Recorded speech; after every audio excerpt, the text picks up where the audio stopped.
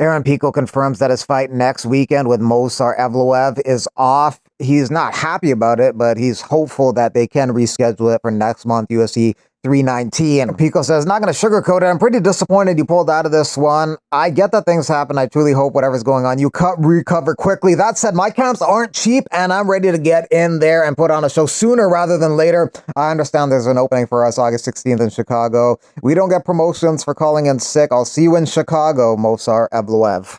UFC 319 is headlined by DDP versus Hamza, but it doesn't have a co-main event, so maybe they want to make Pico versus Evloev the co-main event. It was supposed to be the co-main event next week, a five-minute round fight, so maybe they'll add it to this card. I don't think the UFC likes Movsar too much, so they're probably not happy with him pulling out of this fight.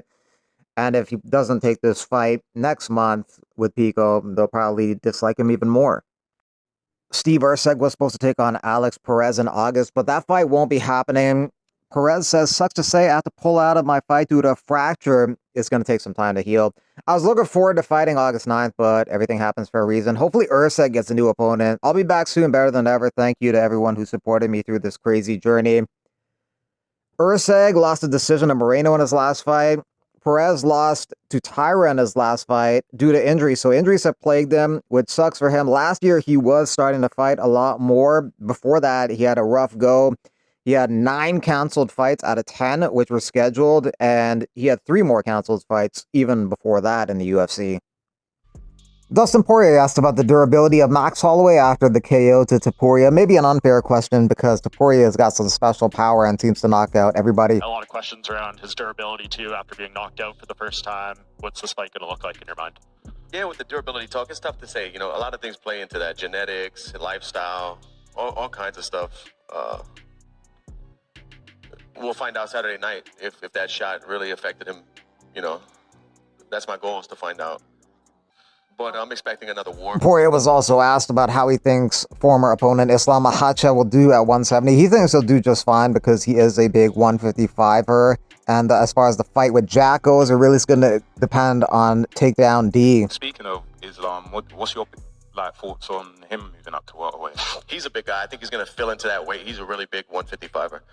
So I think his lifestyle outside of training camp is going to be a little more comfortable, and he'll fill into that weight class, no problem. He could be champion there for sure. How do you think he does against JDM? I think the beginning of the fight is going to tell the story, like how well JDM does at getting up, how well JDM does at keeping Islam off of his feet, off of his legs, off of the cage. It's tough to call that because JDM's a big guy, athletic. I'm excited about that. A lot of fun fights in the future.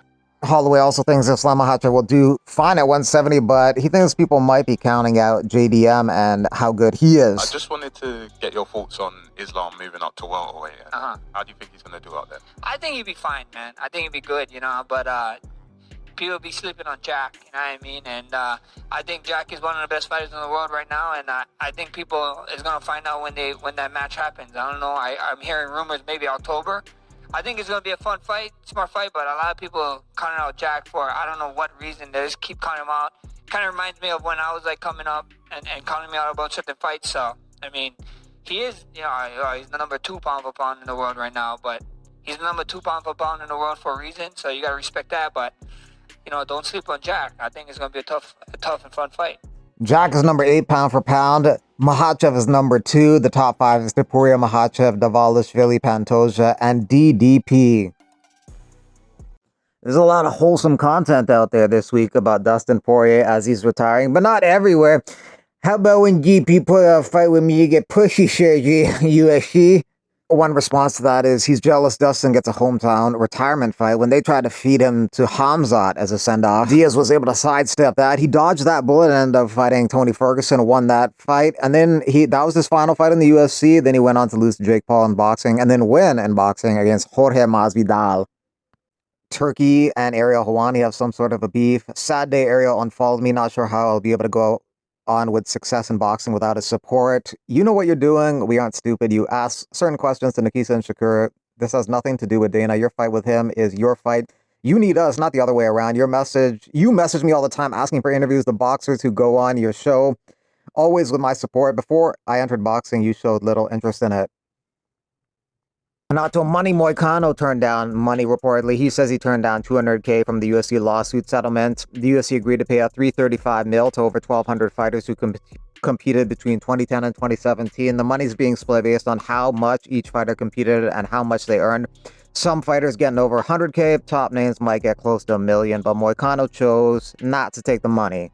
You're saying you turned down that type of money? No, you didn't. I'm telling you, you can look it up. Only 3% of the fighters refused the money. Walk me through this. Like you physically had a check that was for that amount. Look, what they did was somebody started a claim. I think it was Kang Lee. But I'm saying you said no on the front end of being a part of it, or you said no when the check. No, we don't. You both, because what happened is the lawsuit would happen without me, without my consent, you know. Right. But they went through saying that UFC did not pay the fighters fair enough. But this is like, let's say, you get a girl today and you fuck her, and like 2 years later he say, hey, the guy raped me. Yeah. You know, because that's what it is. You know, right.